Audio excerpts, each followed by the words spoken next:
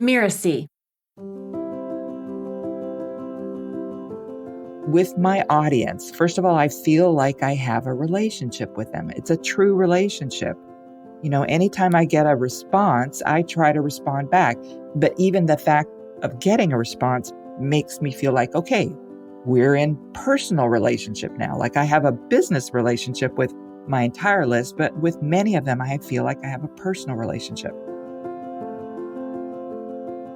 Hello, I'm Melinda Cohan, and you're listening to Just Between Coaches. I run a business called The Coaches Console, and we're proud to have helped over 70,000 entrepreneurs in creating profitable coaching businesses.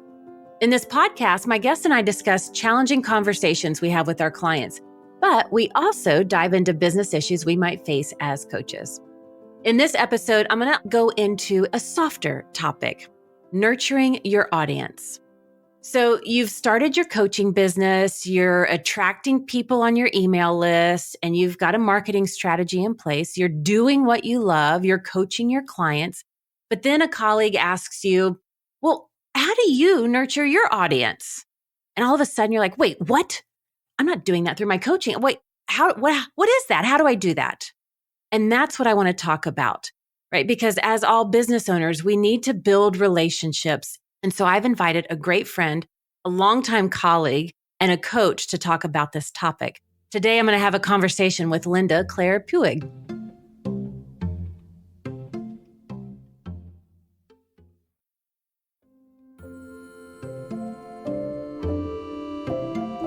Linda is the founder of Six Figure Newsletters and helps entrepreneurs develop profitable relationships and portable businesses. I love that.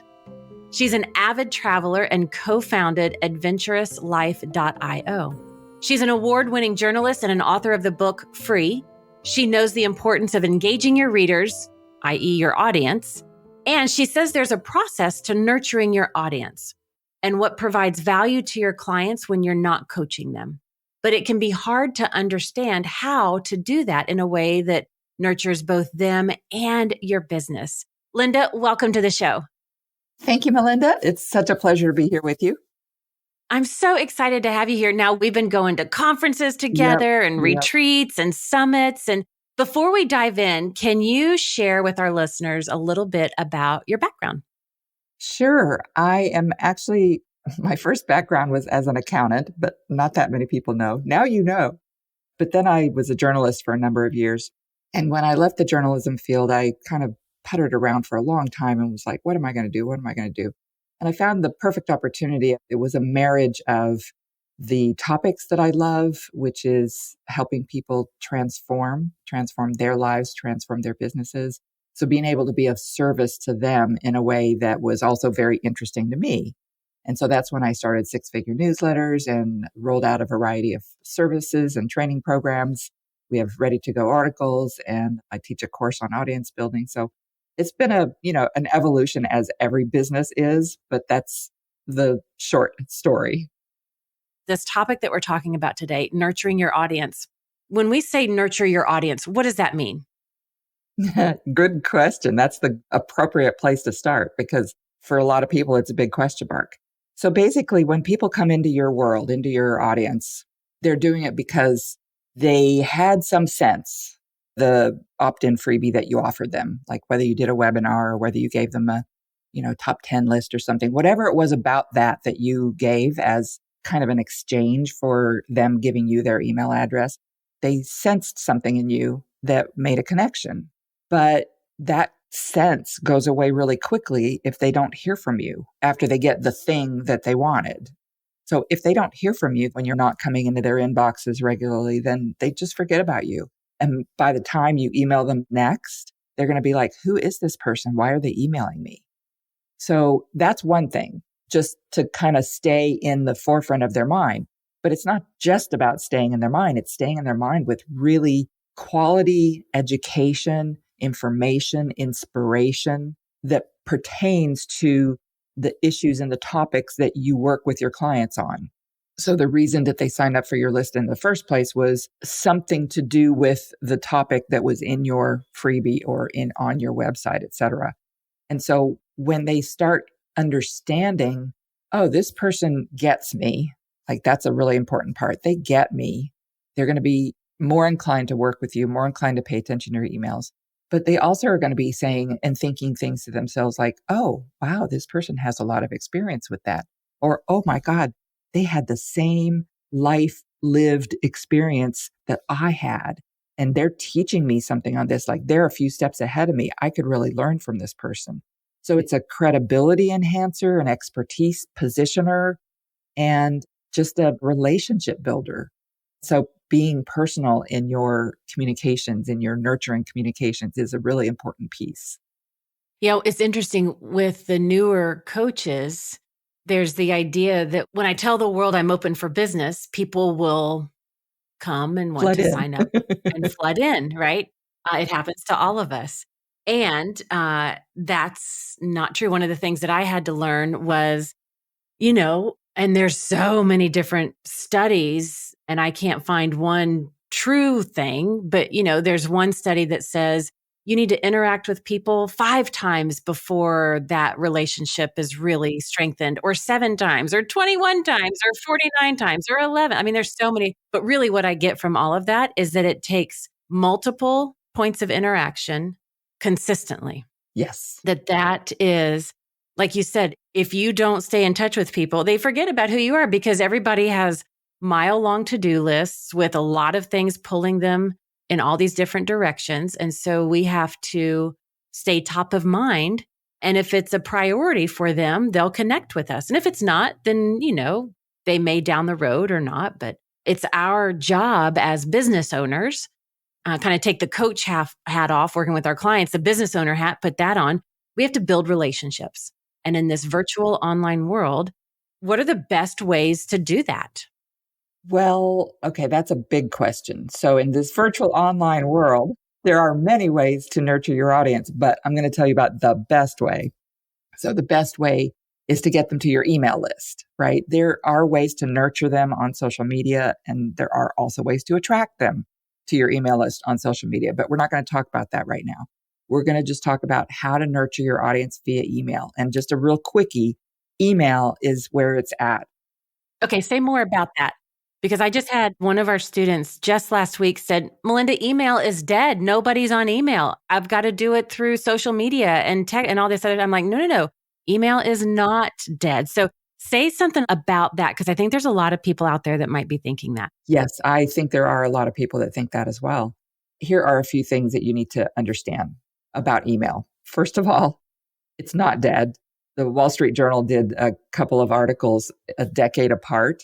They did one in 2009 that was kind of saying email was dead, basically. And they did one in 2019, 10 years later, saying the hot new channel for reaching your marketers. Of course, email, right? So email's not dead. It's not going anywhere anytime soon. There are a lot of studies that show that people prefer their marketing messages, their interactions of this nature via email. There are lots and lots of studies. You can actually go to a website called emailisnotdead.com or email is not dead now or something.com. I think it's just email is not dead. So you've got them on your list. You want to stay in touch. What do you stay in touch with? Basically, what you're looking at are 2 buckets of material. One bucket is educational, inspirational, motivational, and the other bucket is personal. You're not writing a promotional piece. When you're nurturing, you're not writing a buy this kind of email. You're writing a here's what I know about this. I thought it might help you kind of email. So that looks like finding out what your audience's biggest needs are, biggest issues are, and writing about those. And I have a variety of ways for people to brainstorm topics, like article topics. And there are many besides the 3 that I teach, but just to give you the tiniest little bit of that, just so you understand. If you took, for example, if you listen well to your clients and to the people who are in your ideal audience, you listen for what they say frequently or what they ask frequently.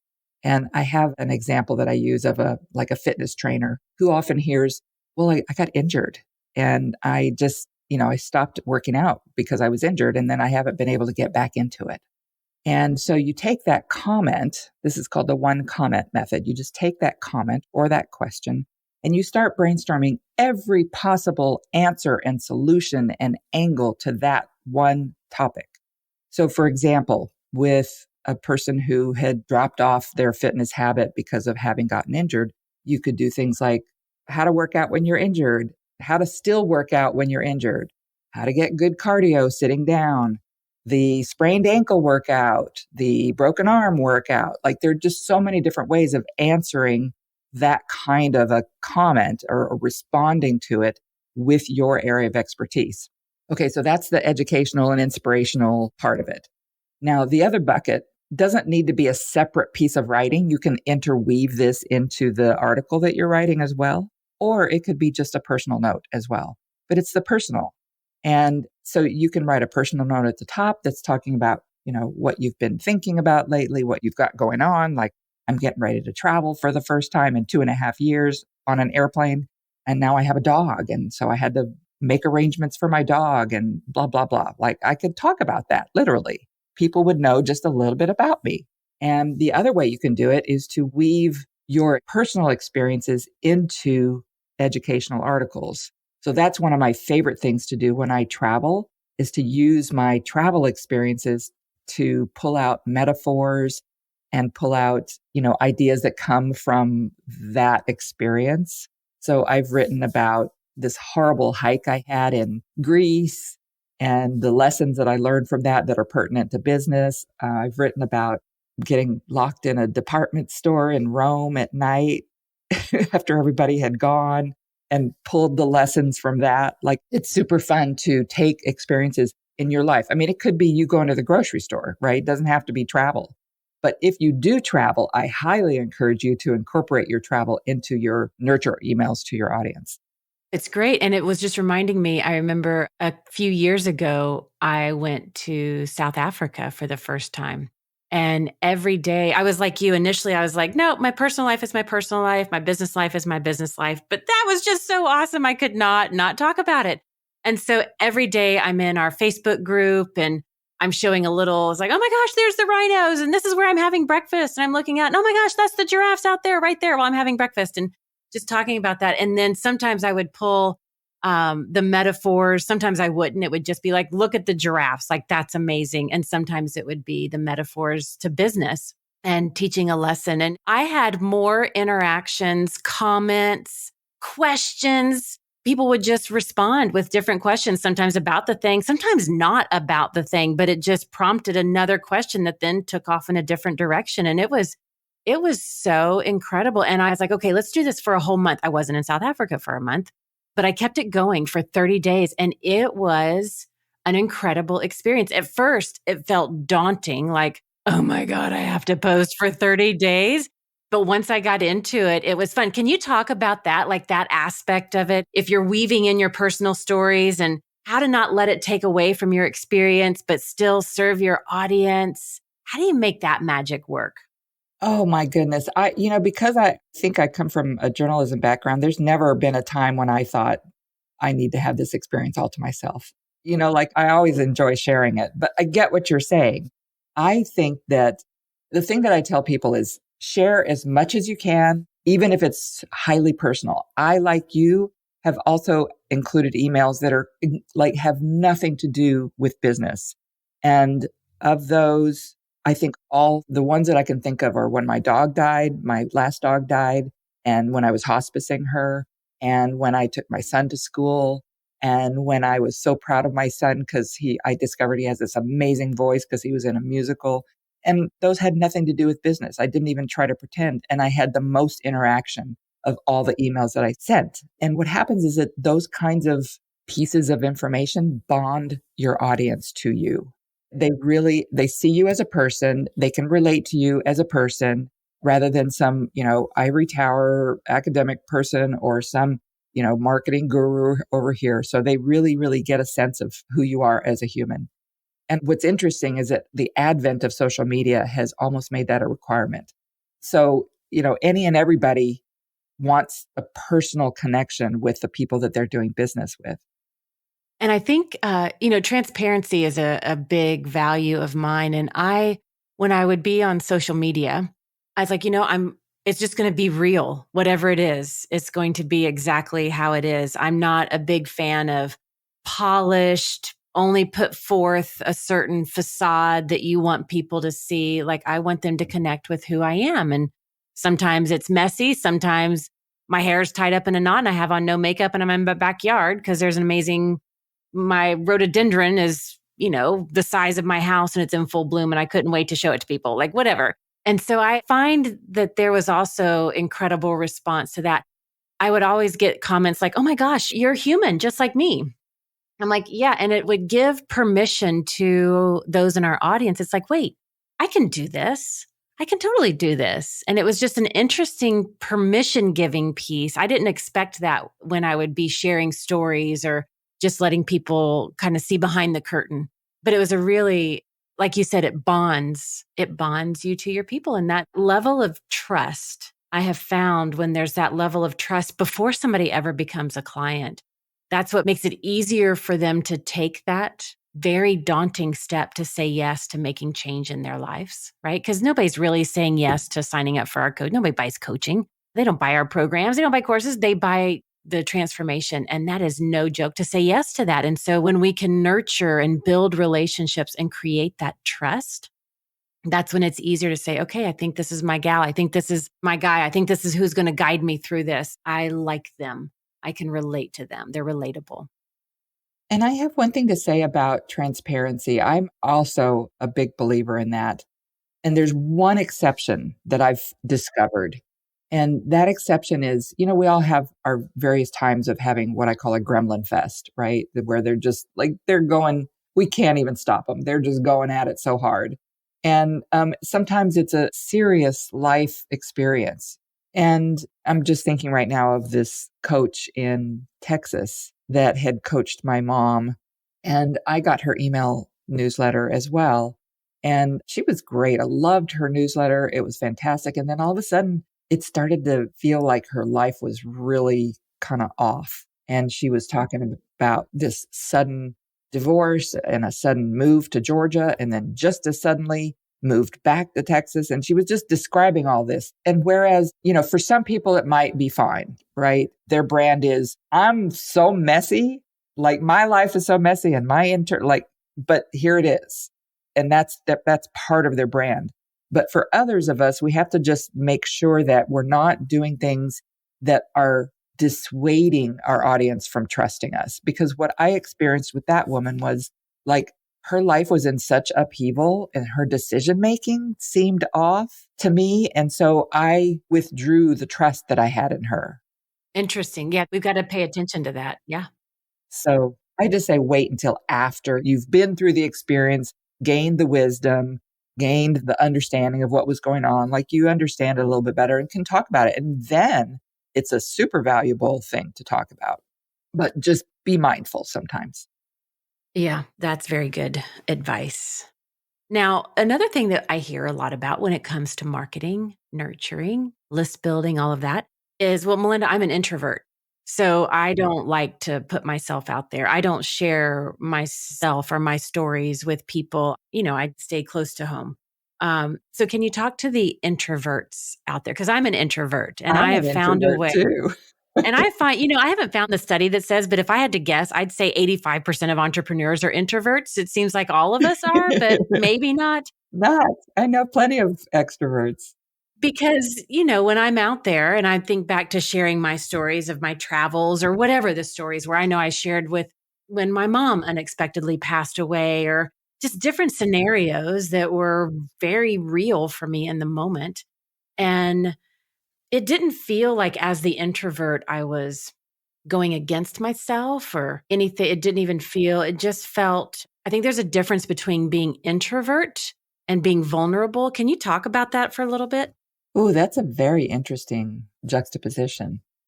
So definitely introverts, your best place is email because at least then you're just writing. But in terms of sharing yourself and experiences from your life, I get it. I am a super private person. And that's one of the reasons that I don't care so much for social media and don't really participate in it.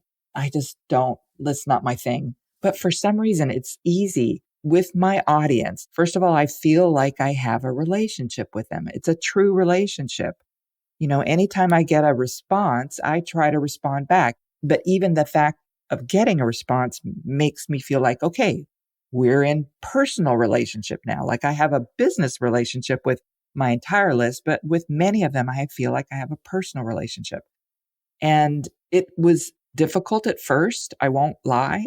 My experience with privacy and my audience and, communication with my list was that for the first couple of years that I did a newsletter, first of all, I did it very sporadically, which is a no-no. And I also it was completely from my business and from my business's name. And I didn't show up anywhere in there. It was just like an institutional corporate-like business, which is hysterical now that I think about it. But that's where I started because that was how uncomfortable it felt at first. You just have to go through that nerve-wracking part. And then you start to discover that people respond and they really enjoy this interaction with you. And so it's one of those areas where you kind of have to walk in faith. And I want you to walk in my faith in you and my knowledge that it will work for you. So just walk in that until you can walk in your own faith. I love that. I think there's a place for social media. It's not my favorite place. And I think there's a place, and I talk about it, it's great for generating awareness. It's great for attracting and making those initial connections. So it's not, I want everybody to hear, it's not an either or, like don't do that, but do this instead. I think there's a place for it. And so as you're generating that awareness, as you're attracting those people, as you're making those connections on the social media platforms, that's the first part of it. And then to get them to your email list, from there, you nurture and build the relationships in a deeper way. So they work together. I want everybody listening in to hear that for sure. Now, just a moment ago, you talked about, you kind of slipped in there. One of the mistakes you made early on was that you were sporadic in doing it. Can you share what are some other common mistakes when people start nurturing their list? Yes, being sporadic is probably one of the biggest ones. You really need to commit to a regular and consistent mailing schedule. It's really great if you can put together an editorial calendar so that you know for the next 3 months at least what you're going to be writing about when and what the topics are going to be and whatnot. So really, you should be emailing your audience at least once a week. I think twice a week is even more preferable. But once a month is way too seldom. People will forget who you are in between times.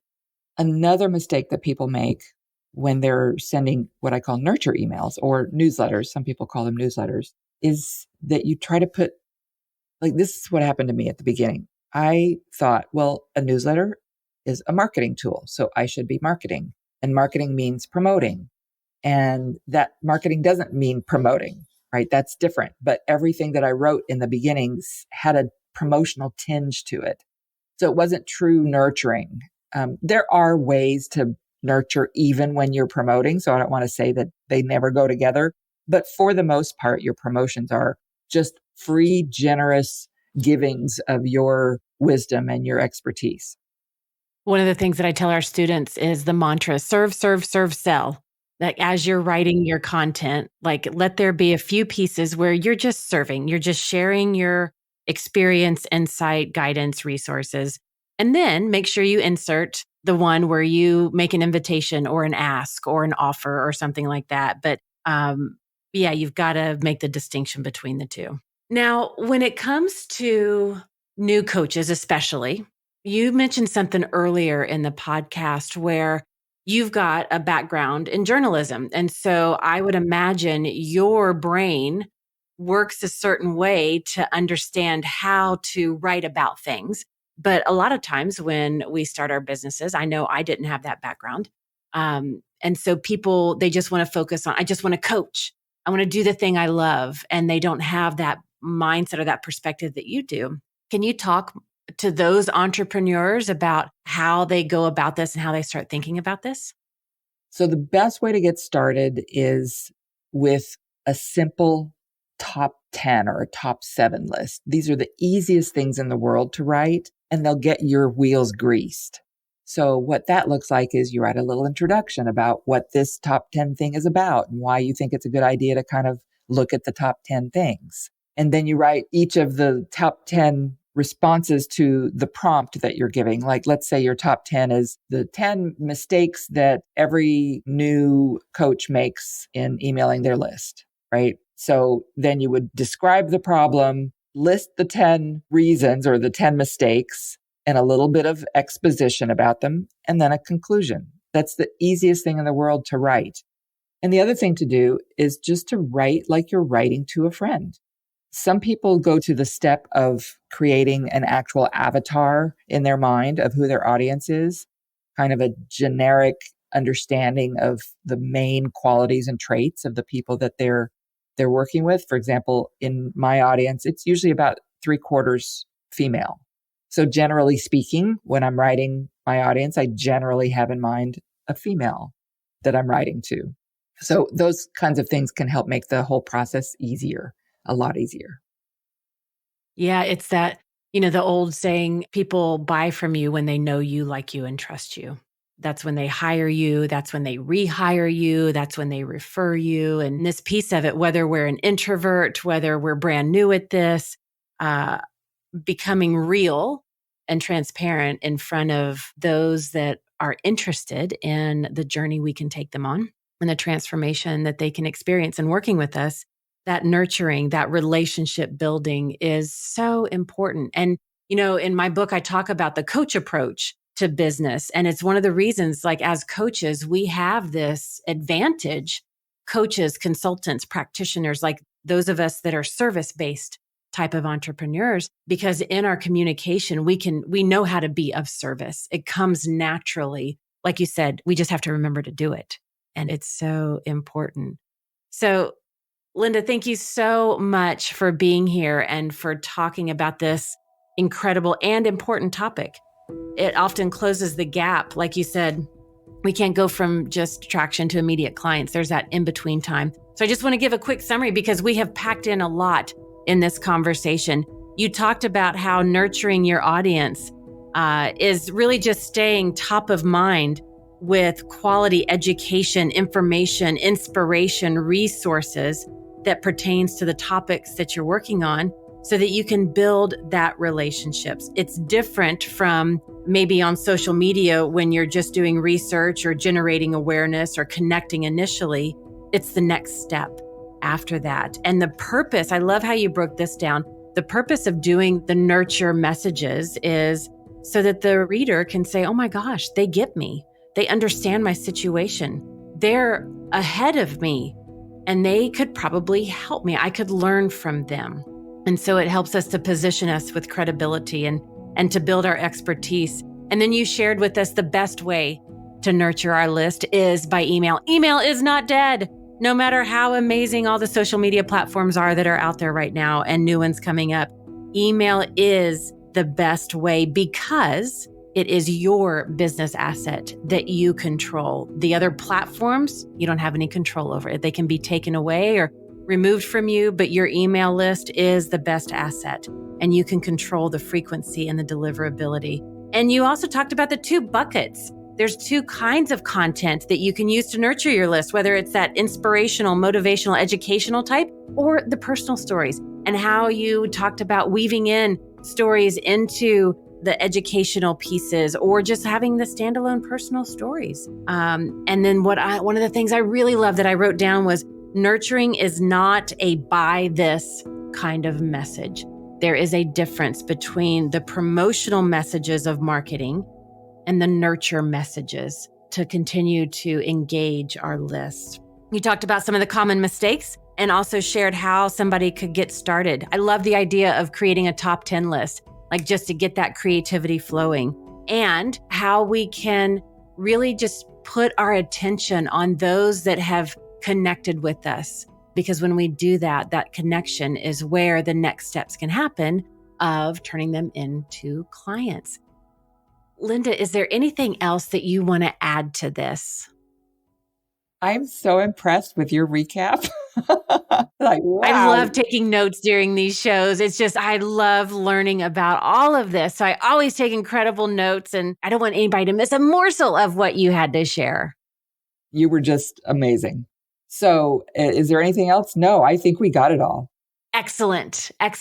Well, thank you for being here. Thank you for being part of this amazing conversation and for sharing everything. And everybody that's listening in, thank you to listening to this episode of Just Between Coaches, for being here with Linda and I about this conversation regarding nurturing your audience.